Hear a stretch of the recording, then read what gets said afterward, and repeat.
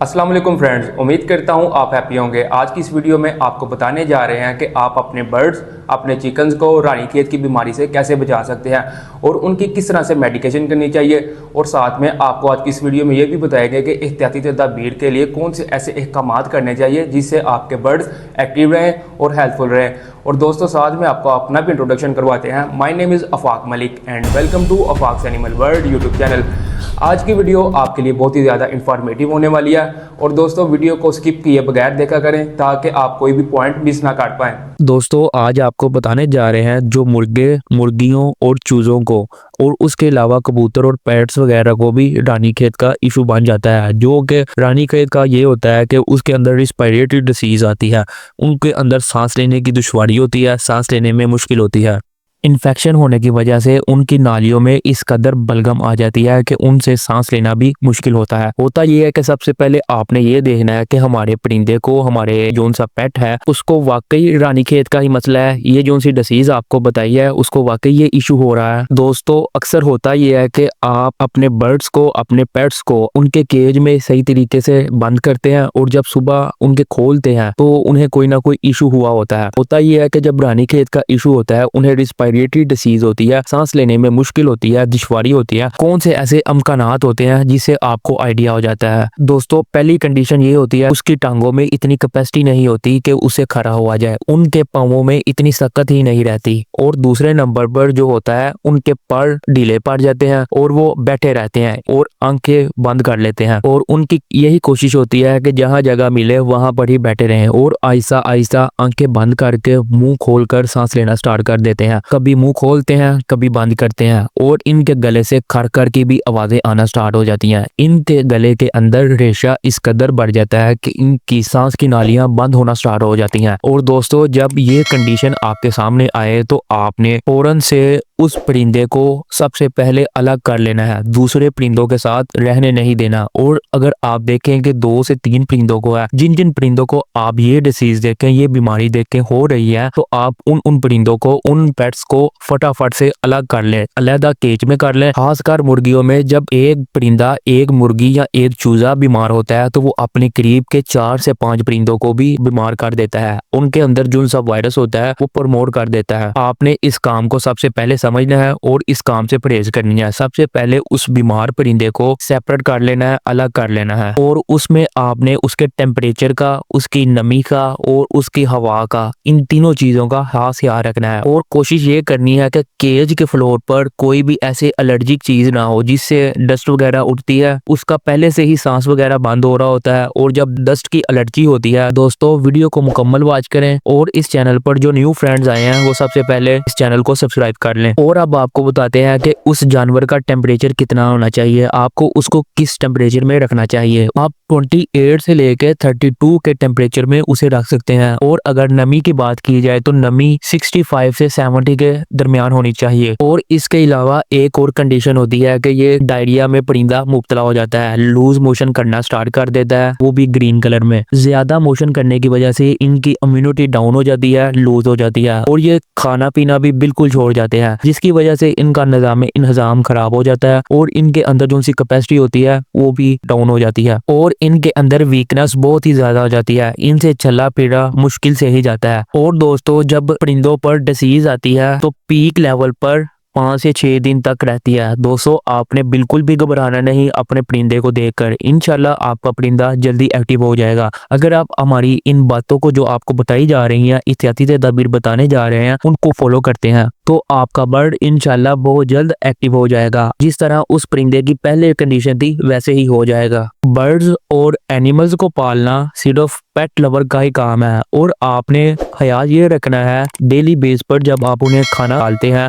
उन्हें फीड डालते हैं, उनकी खुराक डालते हैं, उनके साथ खेलते कूदते हैं, तो आपने उन्हें डेली रूटीन में देखते जरूर रहना है। और उसके अलावा जिससे होगा ये कि उसकी हरकतों सकनात के बारे में आपको पता चलता रहेगा। और जब आप कोई भी परिंदा, कोई भी एनिमल परचेज करते हैं तो आपको आइडिया खुद ब खुद हो जाएगा कि हम जो चीज़ ले रहे हैं वो बीमार तो नहीं, उसे कोई वायरस वगैरह तो नहीं आया, या उसके अलावा उसे कोई फंगस वगैरह या एंटीबैक्टीरियल का इशू तो नहीं। अगर आप डेली रूटीन में अपने बर्ड्स एंड एनिमल्स को देखते हैं तो इससे आपका एक्सपीरियंस, आपको आइडिया हो जाएगा कि हमारे पास जो उनसे परिंदे हैं वो एक्टिव है, और जो लेने जा रहे हैं और जो सेल कर रहे हैं उसकी क्या कंडीशन थी। और उसके अलावा दोस्तों, आपको जब परिंदा हल्का सा किसी भी इन्फेक्शन या वायरस का शिकार होता है तो आपको आइडिया हो जाता है, तो आप उसका ट्रीटमेंट स्टार्ट कर देते हैं। तो दोस्तों, आपने इसमें एहतियात जरूर बरतनी है। ये नहीं करना कि हो जाएगा सही। जब आपके बर्ड, आपके पेट बीमार होना स्टार्ट हो तो आप फौरन से उनका ट्रीटमेंट स्टार्ट कर दें। इससे एक तो वायरस नहीं बढ़ेगा और दूसरा आपका बर्ड बहुत जल्द एक्टिव हो जाएगा। आपने जो उनसे पैसे इन्वेस्ट किए हैं वो आपके सेफ रहेंगे और आपका शौक भी पूरा होता रहेगा। अब आपको बताते हैं, जब परिंदे पर कोई भी इन्फेक्शन होता है, कोई भी वायरस अटैक करता है तो उनकी इम्यूनिटी फुल डाउन हो जाती है। दोस्तों, आप खुद पर ही ट्राई कर ले, जब आपको फीवर वगैरह होता है तो आपको किस तरह से आपकी बॉडी में थकावट हो जाती है। इसी तरह दोस्तों, सेम टू सेम इनका भी प्रोसेस होता है। आपने सबसे पहले करना यह है कि इनकी गायत को भरपूर रखना है। इनके अंदर जो उनसे कैल्शियम और विटामिन के सोर्स है उनको एक्टिव रखना है, जिससे इनके अंदर उस वायरस को, उस इन्फेक्शन को लड़ने की ताकत हो। खासकर मुर्गियों में जब ये रिस्पिरेटरी डिसीज आती है, रानीखेत की बीमारी आती है, जब ये मुंह खोलकर सांस लेना स्टार्ट करते हैं तो ये बहुत ही इनमें डेंजरस बीमारी है। इसमें इनकी इम्यून सिस्टम बहुत ही ज्यादा डाउन हो जाता है। तो इस सूरत में ये कुछ खाते पीते भी नहीं। आपने करना ये है कि बॉयल एग लेकर उसे अच्छी तरह से मैश करके इन्हें खिलाना जरूर है, और उसके अलावा इन्हें कोई ना कोई खुराक देते रहना है। और इसके अलावा आपने इन्हें बॉयल चावल भी देते रहना है। और इसके अलावा जो भी नरम ग़िज़ा है वो आपने इन्हें जरूर देनी है। अगर ये ना खाए, आपने इनका मुंह खोलकर इन्हें उनकी मिकदार के हिसाब से देना जरूर है, ताकि उनके अंदर की ब्लड की सर्कुलेशन कंटिन्यू रहे और उनके अंदर का निजाम भी बढ़ता रहे, और जो उनसे इनके अंदर इम्यूनिटी डाउन हो जाती है वो स्टेबल रहे। दोस्तों, ये जो सी आपको बातें बताई जा रही हैं, जो सी आपको आगाह कर रहे हैं, ये आपको अफाक्स एनिमल्स वर्ल्ड यूट्यूब चैनल के अलावा कहीं पर भी नहीं मिलेंगी। तो इसलिए वीडियो को लाइक जरूर किया करें और वीडियो को मुकम्मल वॉच किया करें। अब आपको बताते हैं कि आपने नॉर्मल मूड में क्या करना है। जब परिंदे को देखें कि ये बीमार होना स्टार्ट हो रहा है, उनके अंदर, उनके गले में कोई ना कोई इन्फेक्शन होना स्टार्ट हो गया है, आपने लेना है नीम गर्म पानी, जिसमें उंगली लगाकर चेक कर लें कि ये पानी नॉर्मल है, ना ज्यादा गर्म हो और ना ज्यादा ठंडा हो। इसमें आपने थोड़ा सा नमक ऐड करना है और उसे फिर अच्छी तरह से मिक्स कर लेना है, और साथ में आपने एक टैबलेट डिस्प्रिन की डालकर उसे भी अच्छी तरह से मिक्स कर लेना है, और वो पानी आपने उन्हें पिलाना है। और उस पानी को 25 से 30 मिनट से ज्यादा नहीं रखना। आपने उस पानी को वेस्ट कर देना है और दिन में 2 से 3 बार पानी जरूर पिलाएं। और उसके अलावा जब दोस्तों आपके बर्ड को ज्यादा इन्फेक्शन हो जाए, उसकी कंडीशन आपसे देखी ना जाए, तो आपने घबराना बिल्कुल नहीं है।